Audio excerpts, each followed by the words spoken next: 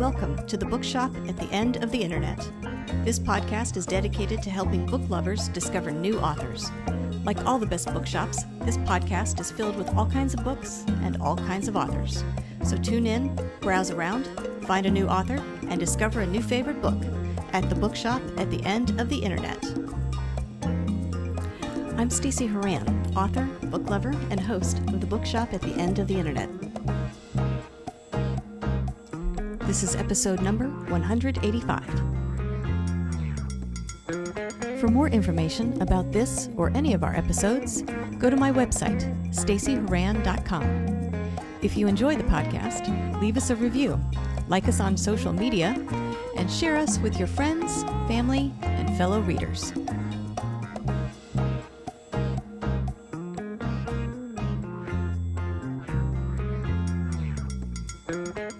In today's episode of The Bookshop at the End of the Internet, I'm chatting with author Jen Delozier, who writes under the pen name J.L. Delozier.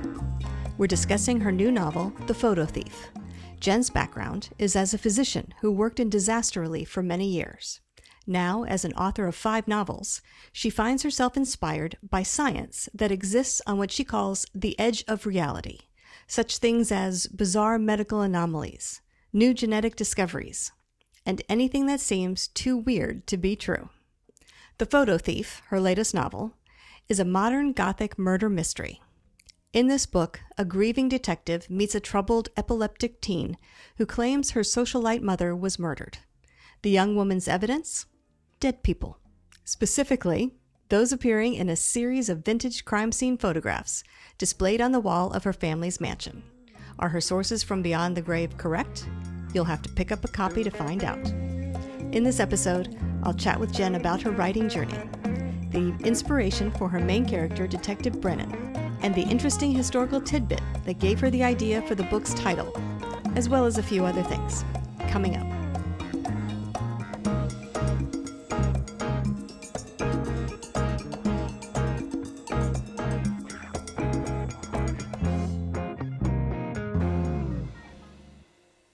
Jen Delozier, thank you very much for joining me today on the podcast.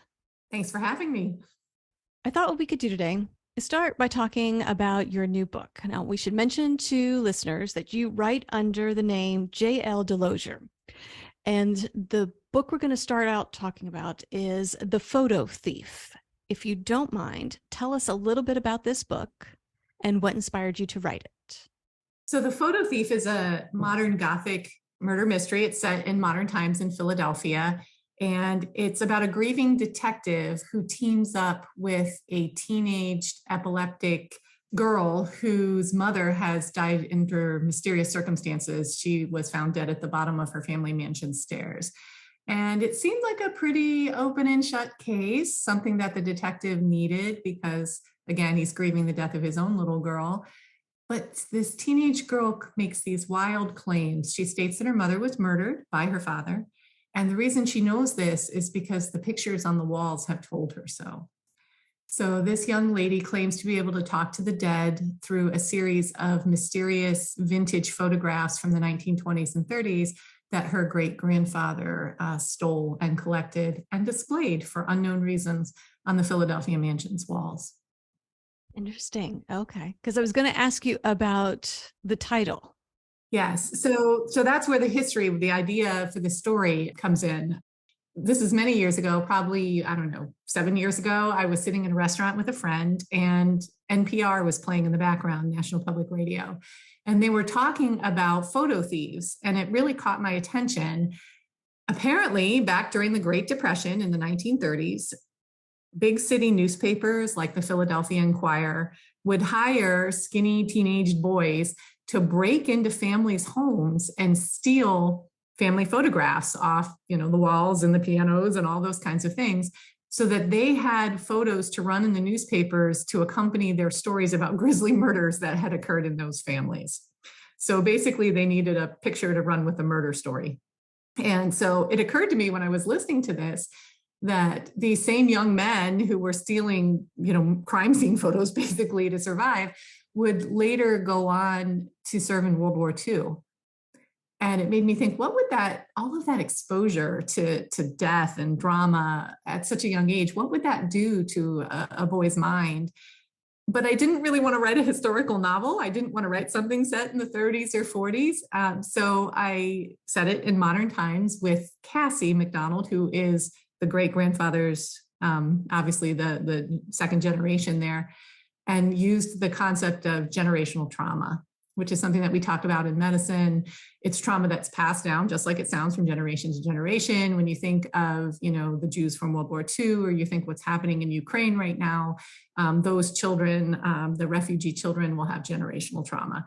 So that makes the book sound very heavy. It's not. That's just the premise for it. And I just used that as a tool so that I didn't have to write a historical novel. Creative way to get around that problem. Mm-hmm. Well, tell us a little bit about the main characters. Let's start with Detective Brennan. Yeah, so Detective Brennan is sort of the quintessential good guy. He's been beaten and battered down by life. He had a young child, a 5-year-old daughter, Elle, who died of brain cancer. And his wife divorced him shortly after that because the daughter's illness basically tore their marriage apart. He's kind of lost his mojo as a homicide detective because he took a long time off work, and he's really just trying to get back into the groove. During that time, his police partner retired as well. So everything just feels wrong for him right now. And he thinks that this socialite's fatal fall down the stairs is going to be just the case to get him back into the groove. And it turns out to be anything but. I based his character on, I don't know if you saw The Sixth Sense, the movie The Sixth Sense, mm-hmm. with Bruce Willis, and his psychologist, I believe it was, Dr. Crow. That movie is set in Philadelphia. And so really when I hear Detective Brennan's voice, I hear Bruce Willis in The Sixth Sense. Okay. Also dealing with dead people. Yes, exactly. There's very, I joke that if this would ever be optioned for film, I would love M. Night, Shyamalan? I would love to have him direct this movie because he's perfect for it. Well, let's talk about the idea for the mystery, because like you said, there's a main mystery mm-hmm. in dealing with the socialite's death, Cassie's mom's death, mm-hmm. but to create this, I assume you had to come up with ideas for other crimes as well. Yeah. So one of the things that Cassie wants desperately, Cassie, first of all, has been a recluse. She's in this wealthy Philadelphia family, but she developed a seizure disorder at age 12, and her family was embarrassed by her, very dramatic seizures. And so basically kept her as a shut-in. And so Cassie spent her time trying to figure out the meanings behind these photographs hanging on the wall. And what she determines is that all of these people have been murdered and that about a quarter of them were unsolved cases from 80 years ago. And so she makes it her life's work to try to determine, to solve their mysteries, to solve their murders. And again, she claims that they talk to her. So that's what they want. They want her to solve their murders for them. And so there's those mysteries. And I chose to take four cases that I fleshed out in detail, 4 of those murders that she teams up with Detective Brennan to try and solve. And basically what she does is she tells Brennan, look, my mom was murdered. If you can help prove that, I will turn over everything I have on these cold cases. You can take all the credit for solving these 80-year-old cold cases. Just prove that my dad murdered my mom. Well, it sounds like a straightforward deal. Yeah, especially for an 18-year-old or a 17-year-old to be making with a 40-some-year-old man. So right. It was just she's a very mature child given everything that she's been through. Yeah. So I'm curious because you've written a number of books. Photo Thief is your newest, but this is sort of a second career. Yes. For you in some ways. So I'm curious how your background influences what you write, how you approach writing. Sure. So I am a physician, retired, although I still work a little bit, what we call per diem. But even though my specialty is family practice, I did disaster work for the federal government through the Department of Veterans Affairs and FEMA and Homeland Security for a number of years. And so I got to see a ton of drama, a ton of interesting stories, people from all over the country in really bad situations. So I knew I had to write about some of this stuff. And my first 3 books were a trilogy, and they really were based on all my disaster experience. As a matter of fact, my first book, Type and Cross, which came out in 2016, I believe, 2016, was about a man-made viral pandemic that starts in China and chooses its victims based on blood type. So, 4 years before the actual COVID pandemic hit, I was writing a book about it because we all knew that that was going to happen. That was part of my training.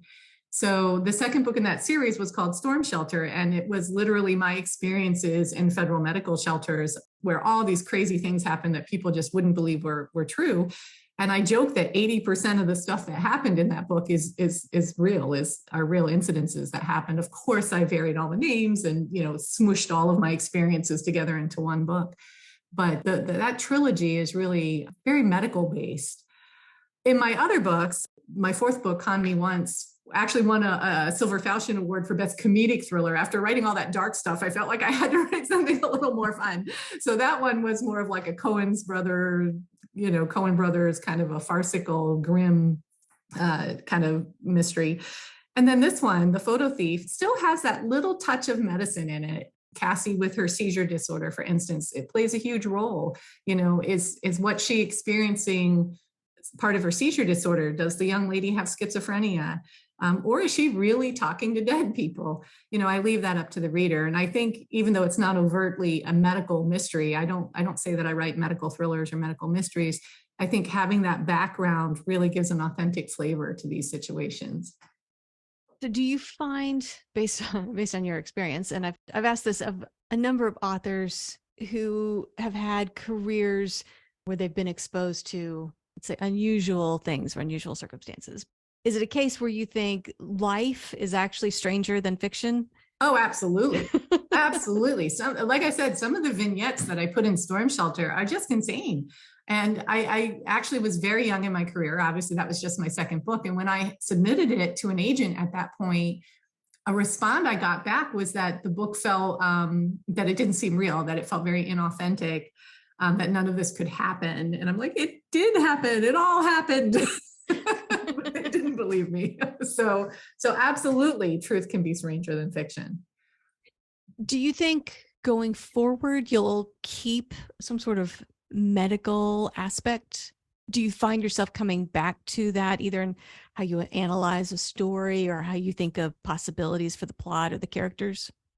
I think it's built into my DNA. I don't intentionally do that. Like I said, I have a good friend who is a medical thriller writer. Her name is Tammy Uliano, and she writes straightforward medical thrillers, sort of like Tess Gerritsen did originally, or Ramen Cook. I don't consider myself a medical writer.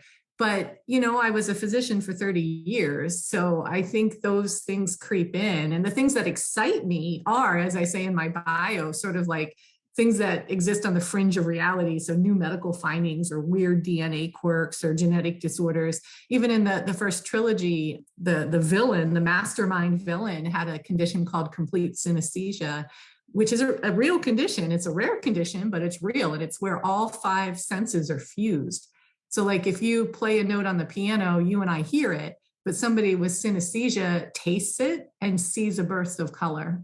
So that's what complete synesthesia is. It's just so bizarre and it's so interesting. And again, I thought, how would a child growing up, especially if the parents didn't know they had this condition, how would this child perceive the world? They would perceive it so differently from everybody else. And how would they be treated and diagnosed? So it seeps in. Those are the things that excite me. And so I tend to write the books that I want to read and about things that excite me, because otherwise it's a drag, right? Who wants to edit something that you wouldn't want to read yourself? Right. So it does. It colors everything I write. Do you find that these ideas, these bizarre phenomena, medical conditions, do you find that they drive the story, they inspire the story, or do you find that you reach for them to help fill in the blanks and round out the characters in the story? I think in 4 of my 5 books, they drive the story. So certainly in my first trilogy, they did. Because again, they had the master villain with the synesthesia throughout all 3 books. And our hero, Persephone Smith, who is a criminal psychologist, has a condition called pathologic empathy. So definitely it drives those first three books. Again, number 4 was more of a break from the routine, a brain cleanser called Con Me Once. And it was about a bunch of cosplayers in Vegas and a mob heist. And I really wouldn't say that it drives that story, although there was some psychology behind that. I got the idea, by the way, for that story from a Gentleman's Quarterly, a GQ article about real life superheroes, which are basically these young men who dress up in homemade costumes and patrol their neighborhoods. And I thought about the psychology behind that. I'm like, what makes these guys do this? I mean, surely they must know they get ridiculed and they probably get beaten up. And so why do they do this? And that's how that story was born. And in The Photo Thief, again, the sort of, is it a seizure disorder? Is it schizophrenia? Does she really talk to ghosts? I mean, again, that definitely drives that story. Yeah. Have you always been a writer? Is this something you've always wanted to do, or is this something you sort of stumbled onto during your medical career? I've always been a writer. When I was in junior high school, elementary school, I wrote short stories, loved short stories. That's where I got my start. And then during my medical school and residency and all that kind of stuff, I put it all behind. And around 2015, 2016, I just had a bucket list item. I wanted to write a book. I had no intention of making it a career, but I just wanted to write that book, and then things snowballed from there. How do you write? What is your general process on an ideal day or in an ideal situation? Do you plot everything out, then start writing? Do you write by the seat of your pants? Do you sit with an idea for a long time before starting it? Do you jump in as soon as the idea takes you? So I'm a complete pantser. I totally write by the seat of my pants. The exception to that is in The Photo Thief, I did do a family tree, because with not wanting to make it historical, I have several generations. I have Leland Doland, who is the great grandfather, all the way down to Cassie. And I found I was getting my years and ages and everything screwed up. So I did do a family tree for that book. But in general, I'm a complete pantser.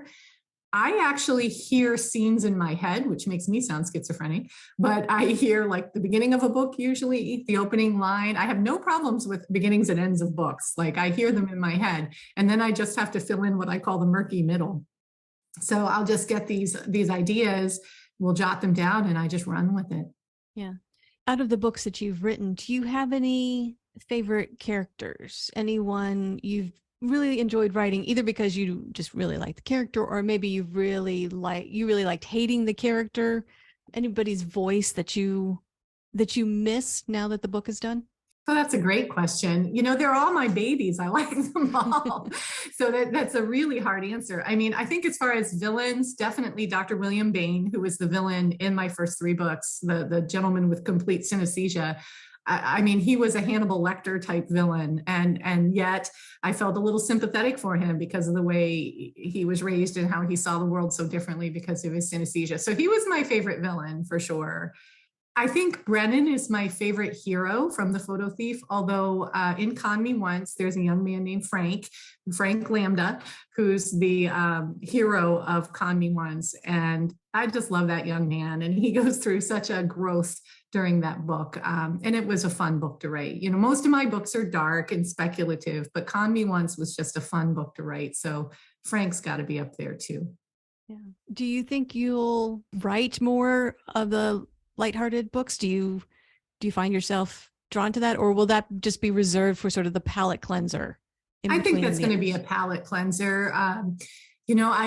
No matter how hard I try, even Con Me Once, I was shocked when it won a best comedic thriller, because I didn't set out to write a comedy, but my humor, it tends to be dark, and there was a lot of dark humor in that book. So I still think it's fairly gritty as far as the action, but the subject matter, all these cosplayers and such, I think is just funny, and that's why it won that award. But no, I really didn't intend to write a comedic thriller, and I probably won't set out to do that again in the future.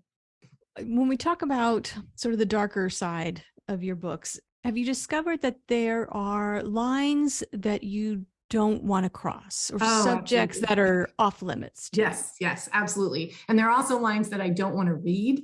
And that's why I do appreciate the trend, whether you like it or not, nowadays of trigger warnings, because there's two things that I absolutely will not touch. I will not touch animal abuse. I don't want to read about animal abuse. I don't want to hear about animal abuse. If it's in there, it's got to be it's just like a fleeting, the dog dies kind of thing, but I don't want to read about it. And the same with child abuse. Ironically, I wrote a short story that was published in an anthology called Justin's Room about a child. It's basically a mother's revenge tale. And the child was killed by a pedophile. But again, very fleeting reference. You realize the child is long gone. There's no details. Like, I don't want to read any in-depth details of torture, sadism, especially directed towards children or animals. I just don't. Yeah. Well, I'm curious. You've got all these books now under your belt. What do you find to be the biggest challenge for you still? And is it the same? Like, are you challenged by the same thing or things now that you were when you started? I don't think so, because I've been blessed to learn good editing skills from a variety of editors during these 5 books. And so I feel like I've really grown. My knowledge has grown. My abilities have grown. Like, I would love to have a do-over for my first book, because I wrote it just blissfully unaware, like on my own without any ideas. And I was shocked when it got published. So I would love to have a do-over, because I feel like I could do it so much better now. So I find that the writing part, once I get started, it's easy. I actually have a list I joke that I have more ideas for books than I probably have years left. I have a list of like 35 ideas. So for me, the hard part is actually just getting started. And that's due to life challenges and, time challenges and things of that nature, is to just sit down and make time to write. Whereas originally I was able to carve out, like 4 hours, 6 hours a day to do nothing but write or edit. And what do you find to be the best part of this writing journey for you? It's got to be the community, the writing community. I have made so many, and I realize the term friends is used loosely, but I have such a network now of writing friends, all the way from, big hoo-hoos like Lisa Gardner, all the way down to, people who are just beginning. And that's through groups like the International Thriller Writers, Sisters in Crime, Pen Writers, which is a Pennsylvania-based group. My local group here, there's a local writers group here in State College where I live. And some of them have become fast friends. We just interact on Twitter, but then we meet up at a conference, and it's just lovely. It's absolutely lovely. Do you have more goals as a writer, other things that you want to do?